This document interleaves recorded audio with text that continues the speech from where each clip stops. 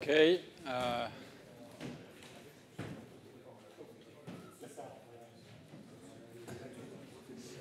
So I will prove the theorem.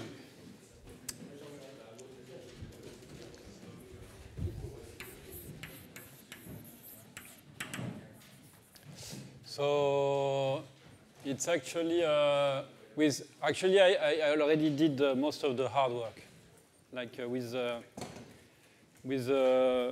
what we went through yesterday. It was painful, but it will pay off. So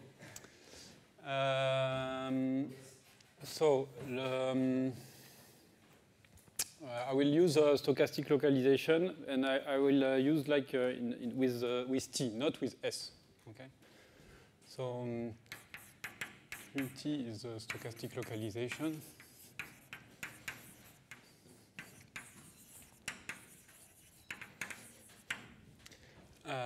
So I know that the expectation of mu t is mu. So in particular, so let S be a set of measure on half, and I want to upper bound 1 minus mu of the R neighborhood of S, and I will say that this is expectation of 1 minus mu t of SR. And I know that for T uniformly log concave, I know that I have my Gaussian concentration inequality from that I obtained from Precopa, which tells me it's a slightly okay. I know that almost surely mu t of S times 1 minus mu t of SR is less or equal than exp minus t r square over maybe some constant, but okay. Okay, so where do I pay? Because I have to pay at some point. So the issue is that mu t of S could have become very small. Okay, so I have to somehow rule out this. So I will do it in a kind of stupid way. So I will say it's less or equal than the expectation 1 minus mu t of SR times the indicator that mu t of SR, mu t of S is at least like, okay, I need to have a little bit of room. Okay, so instead of 1/2, I say, allez, let's say 1/4. Plus, and this I will just upper bound by 1. So the probability that mu t of S is less than 1/4. Okay, so far so good. Now, because of this bound here, this first term is up to a constant less than x minus c t r squared. This one, I'm happy with it. I keep it. And let's deal with this guy. So, okay, mu t of S. So it's a martingale. So it's mu 0 of S, which is mu of S, plus integral from 0 to t of something times dwt. Okay? And you remember like what was the derivative, the Ito derivative of this mu t. So you will get integral of S, and you have this moment generating thing.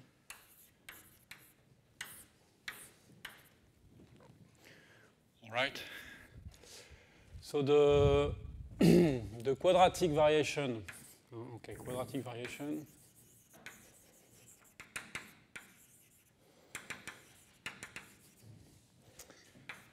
of mu t of S. Okay, so you will get integral S x minus S d mu S squared ds.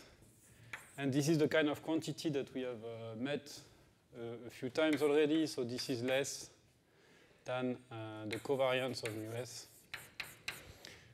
ds. All right, so the probability that mu t of s is less than 1/4, I will upper bound it by the probability that mu t of s is less than 1/4 and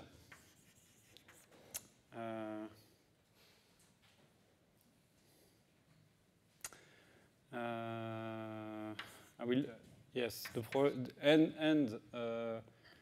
mu s t is larger than some constant times t, to be chosen carefully,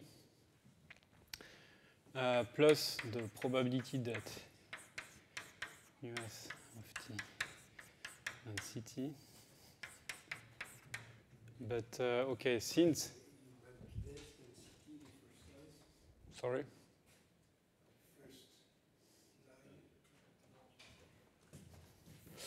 Merci. Hop. Okay, so this by Friedman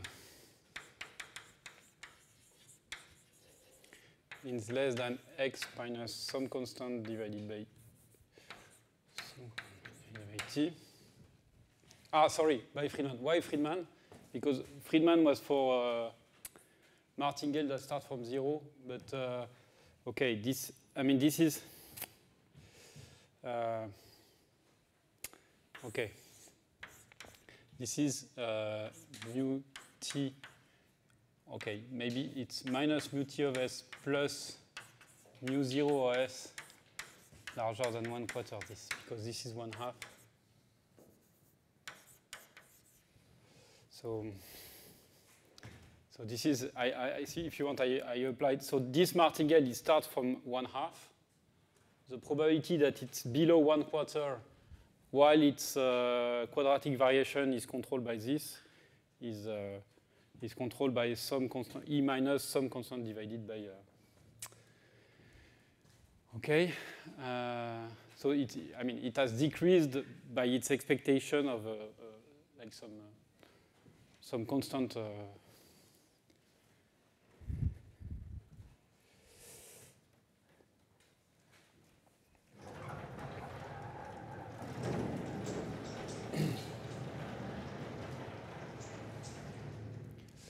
And since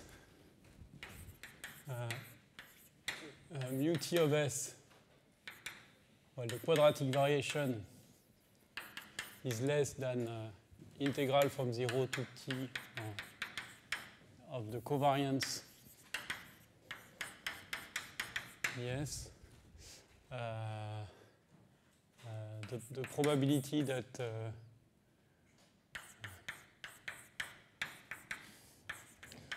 is less than the probability that there exists s less than t, then the covariance of mu s is bigger than 2. Yeah, if so t was this c, yeah, this is getting ridiculous. So this c was 2. 2 is fine actually. Yeah, sorry. And this is the main theorem we had from yesterday. This we show that this is less than x minus 1 over ct, but only for some time range. Okay, if t is less or equal than 1 over log n square. And before the break, we saw that this is pretty much sharp, this estimate, that for the product of exponential, you have a lower bound of the same type for t smaller than 1 over log n. Okay. So all in all, we obtain 1 minus mu of s r smaller or equal. So there was the first term from Gaussian concentration. So it was E minus T R square, maybe with a constant. And plus you have this term from Friedman, okay, and this term from here, but they are the same. So I only, since because of this great notation, I can just put one.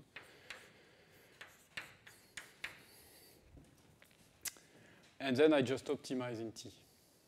Okay, I cannot optimize on all T's. If I knew this for all T again, I could take T equals 1 over R, and I would get exponential concentration like predicted by KLS. But I have this constraint that T should be less than 1 over log n square. So take T equals the best you could do. So the best you can do is mean of R. Non, il faut prendre 1 over R. And what is allowed? 1 over log n square. And this gives you the result. Very good. So some application of this.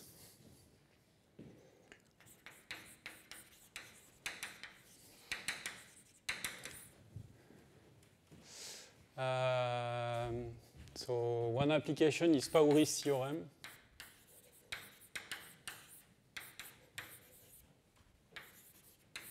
Which says that if so mu log concave isotropic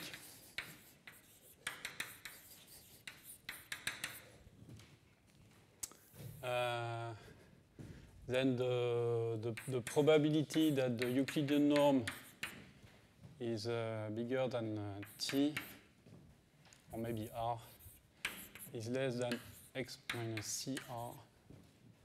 Maybe there is a constant here. If R is bigger than square root 10.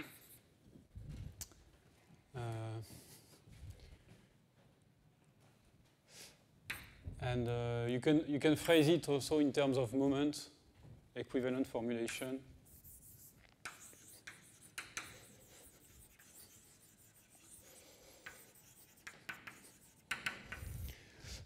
The equivalent formulation is that the moment of the Euclidean norm remains constant for some time. Okay, so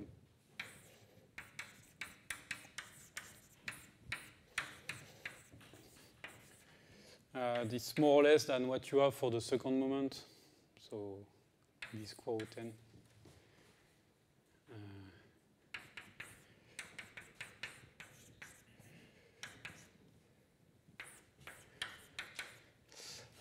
And this is true for every p as large as square root 10.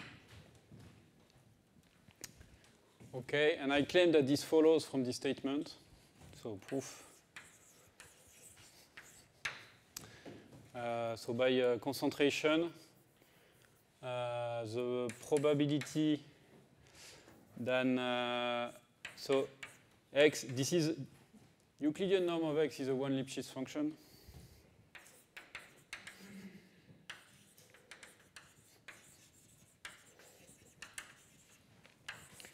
So the probability that it exceeds its median, so this would be the median, by more than R is less than the concentration function at point R, which is less than x minus mean R squared over log n squared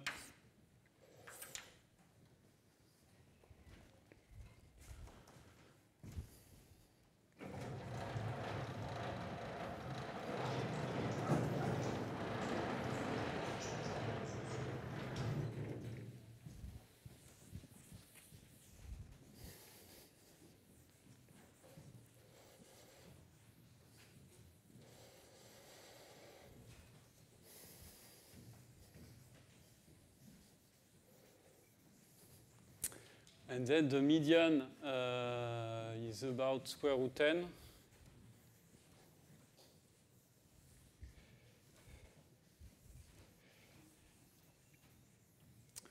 Okay, I don't know. I can say I need something very crude here. I mean, the probability that x is larger than 2 square root n less than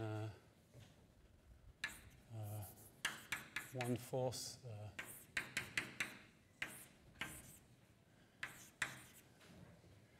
less than 1/4.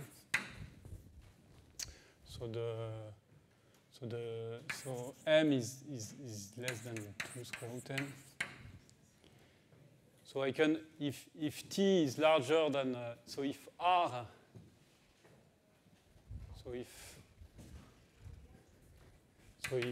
r is larger than, I don't know, maybe 2 or 4 square root n, I can absorb the median in the r, and I get indeed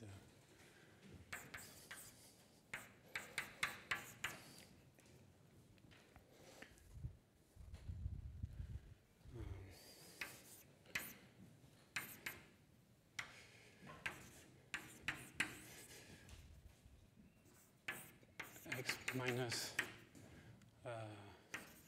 mean log n square.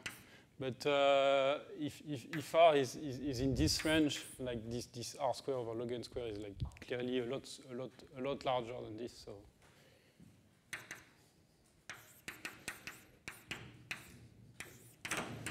So this is the proof. And here, my point here is that okay. So the proof works. Why the proof works? Okay. Okay. My point is that so remark.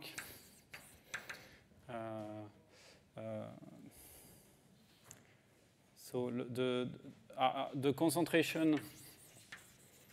Yeah, this is a remark I should have made before.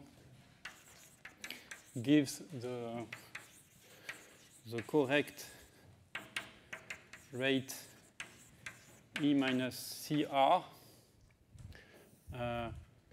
as soon as R is larger than log n square.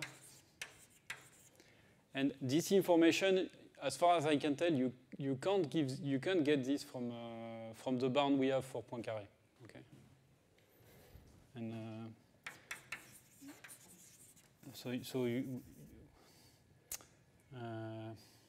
and we cannot infer this from the bound Cn square log n alone. At least not to my knowledge. And what I mean is that if I only know this, I could only recover Pauris up to some logarithmic correction, I think. And maybe in 15 or so minutes remaining, I discuss like a variant of this.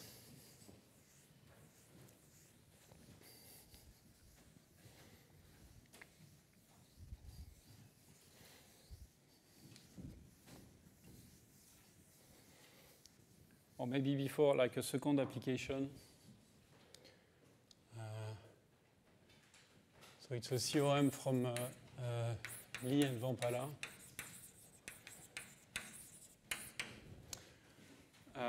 Which says that if mu is isotropic and has bounded support,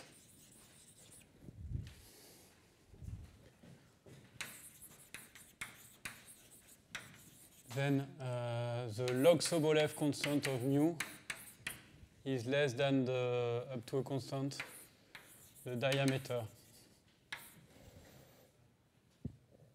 of mu, of the support, sorry. Okay, I didn't say what is log Sobolev, so maybe let me first say it. So log Sobolev, it's the following inequality, entropy. No, it's not the same entropy as this morning. Okay, d nu with respect to mu is less than CLS of mu e nu with respect to mu, where d nu with respect to mu is a relative entropy.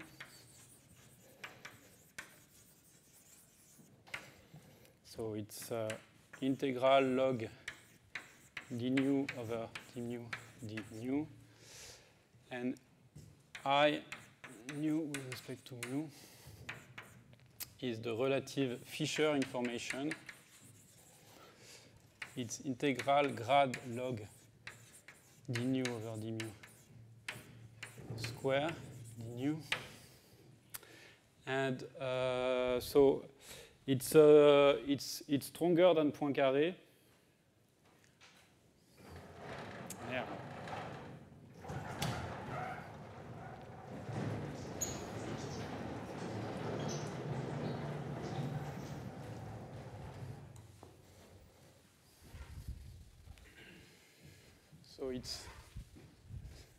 So it's stronger than Poincaré in a quantitative way. So the Poincaré constant is less than the log Sobolev constant.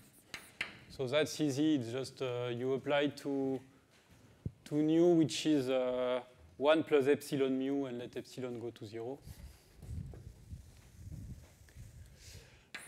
It implies Gaussian concentration. So the Gaussian concentration of mu is less up to a constant to the log Sobolev constant of mu. But again, there is another version of Emmanuel Millan's theorem that tells you that among log concave measures, Gaussian concentration and log Sobolev are equivalent.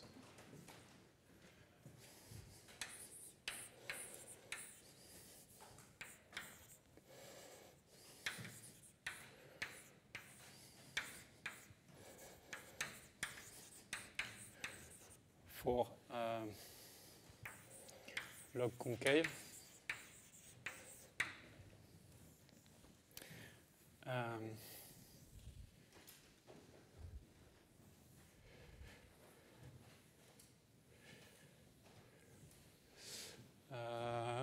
So that's log Sobolev.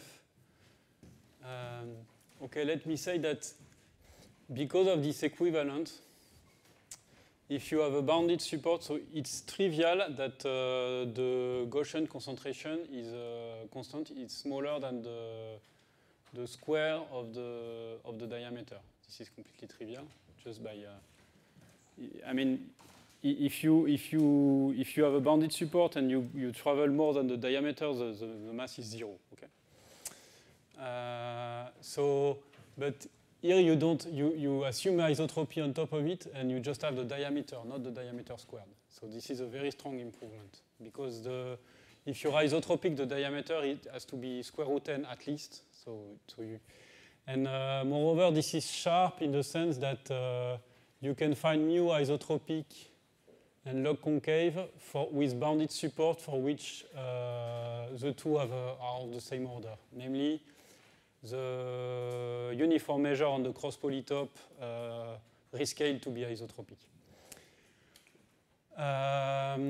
Okay, the proof is like okay. The proof is essentially an exercise from the concentration. So it's really once you know the concentration, you just apply the concentration measure and function that we have, and you use the fact that if R is too large, then the concentration is 0, and then you'll see that this works.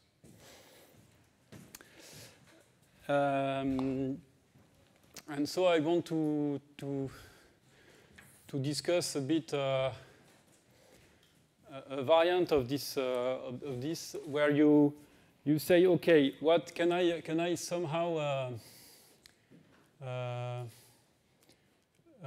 have an hypothesis a bit less strong than bounded support? Like what's the condition on which I can enforce log Sobolev for a log concave measure? And then there is sort of natural way to do this. So because of this,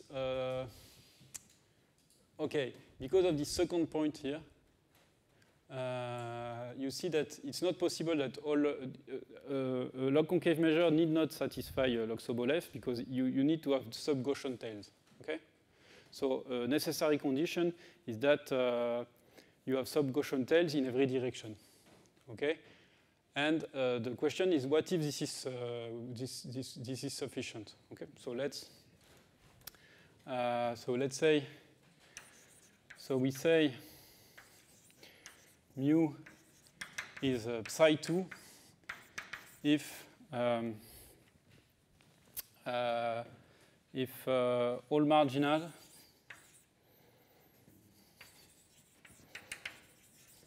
have sub-Gaussian tail,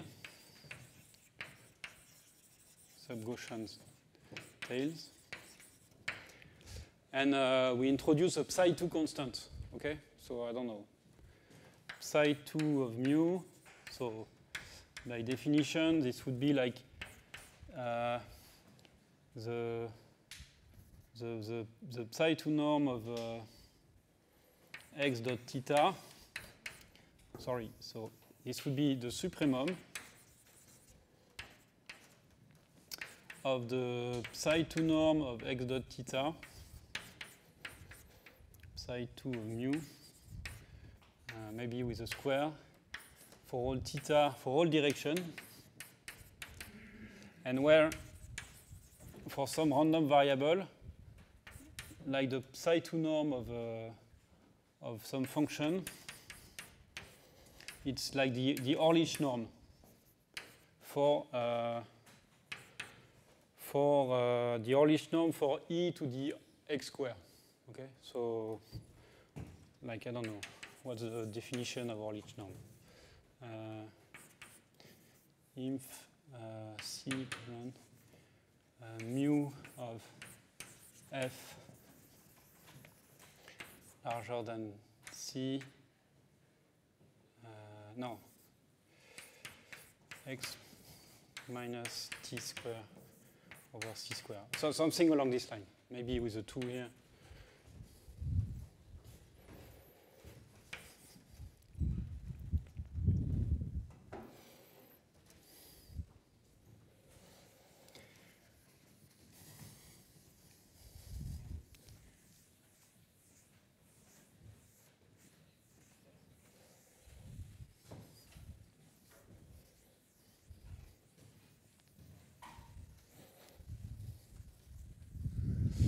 Okay, again, if mu satisfies log Sobolev, then it satisfies Gaussian concentration, in particular all marginal have sub-Gaussian tail, and in a controlled way, the psi 2 norm of all the marginal should be less than the log Sobolev constant of mu, and it's a natural to conjecture that you can reverse this in the log concave case. So I will call it log Sobolev version of KLS. So this is from Biesel. Again, conjecture. Is it true that of KLS conjecture?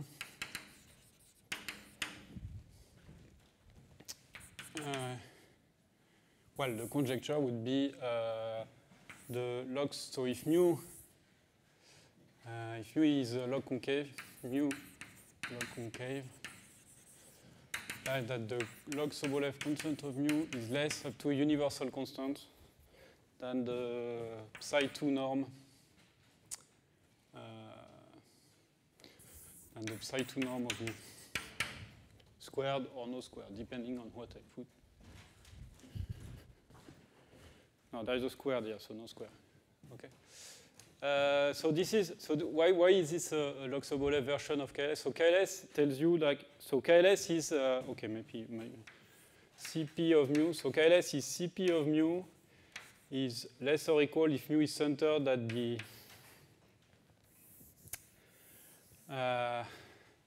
than the operator norm of the covariance, and the operator norm is the supremum of the L2 norm of all the directions. And for log Sobolev, you need more. You need the marginal to be psi 2. So very much like KLS predicts that the worst Poincaré constant is a linear function, this version is saying that like the worst concentration is given by linear functions. Okay, once linear functions are concentrated, then all Lipschitz functions are concentrated. And okay, I have no idea whether this is true or not. Yeah, it is like the state of the art, as far as I know, is some result by Wiesel.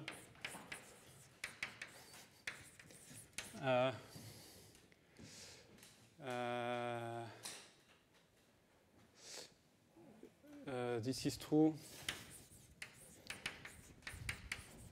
Well, this is we could like maybe again like let me I don't know, maybe let me define dn equals the worst case sup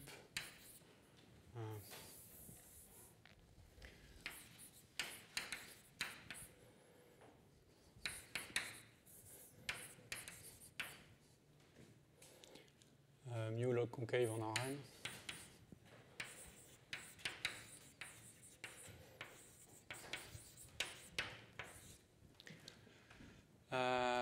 And using like same sort of ideas, like the fact that you try to you use like this concentration bound that we have, and you try to leverage the fact that you have this additional information that marginal at psi 2. And the result from Wiesel is that dn is O of, yeah, the problem is I'm not sure about the normalization now. Is it square root 10 or n to the 1/4? Dario, tu te rappelles?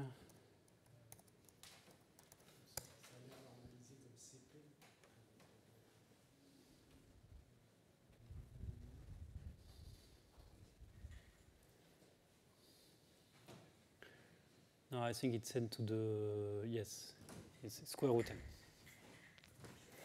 Square root 10. So it's a bit like the Lee-Van-Pala result for KLS. So I don't know. I think I will take questions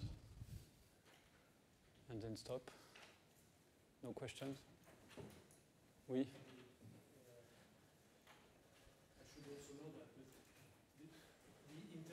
Question like at a Klartag exam where you ask if you put only the Euclidean norm, you can also ask if there is some comparison there, right? This I don't remember. Okay, you could also ask for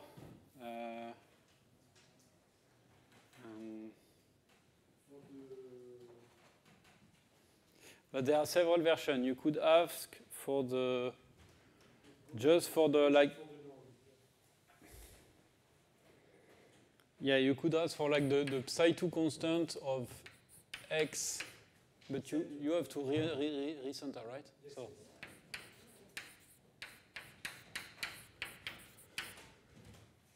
yeah, question. Yeah, so there are several questions. Since I don't remember what is the state of the art. So can you? So there's two questions. Can you control this by the psi 2 constant of mu? This would be the analog of the thin shell problem.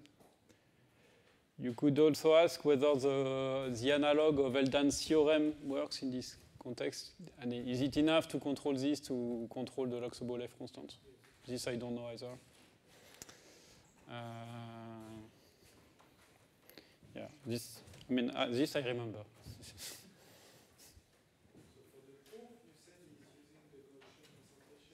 Yeah, it's so the proof so you only need, all you need to do is alpha mu of r is e minus r square over square root n. Attendez. Yes, square root n. So this is way up to constant. So you use like the thing that I showed you. So you know that you have alpha mu of R is less or equal than E minus R over R square over log n square. And the first thing that you observe is that this will be like this is for this to be larger than this, you need to take R quite large. Okay, so small r are completely covered by this guy. You need to take R larger than square root n actually. So actually you only need this for R larger than square root n, and then for R larger than square root n. Somehow it's a really very crude net argument using you use the fact that for all direction you have the sub-Gaussian control, and then you apply this to a net in the sphere, some 1/2 net, and then it works. And I must say that the proof which I prepared, because I must say the proof, it certainly doesn't look like it exploits fully the psi2 hypothesis. It's like there's a lot of slack, but well, still this is the state of the art on this question. Do you have better amount for unconditional? No, this no, not that I know. You should have asked Bobkov. So Bobkov, he had some results on this, like back in the days. I don't know if he. But for sure, the unconditional. So unconditional means symmetric with respect to each hyperplane of coordinates. So, like if you flip signs in the coordinate of x, it doesn't change the law. But this is not quite well suited to this stochastic localization, because stochastic localization doesn't preserve this hypothesis. So if you try to prove something for unconditional, like stochastic localization, is probably not a good idea.